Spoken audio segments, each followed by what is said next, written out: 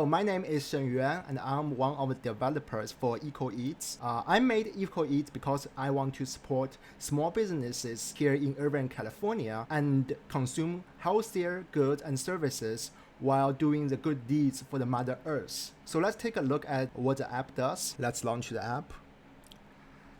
If you are the first time user, you will see this welcome screen detailing the features of this app. But if you don't want to see it, you can just tap skip and it will jump directly to the login screen. Let me input my credential. It's me at ToHacks.edu. The password should be 1234. Oh, I remember the password wrong. The password is actually 12345. Here we go.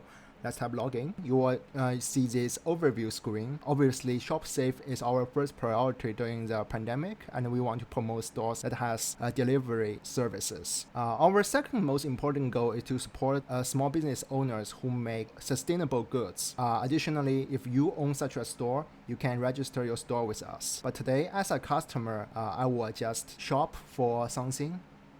Let me see.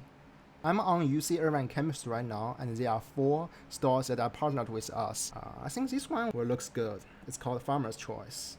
Let's see what does it have. It's a very hot day in Irvine, California, so I guess I will just purchase a juice. Alright, $5 for a juice, not so bad. Let's add it to the chart. And let's dismiss this. And let's go to the My Chart because I want to check out. $5, quantity is 1, so the total is $5. It does not make a mistake. Let me check out. Here we go.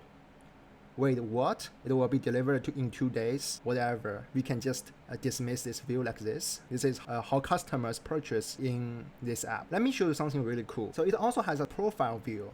Because we promote life with low carbon footprint, there is a chart showing the carbon footprint you made by purchasing the goods in this app. So this is a profile view.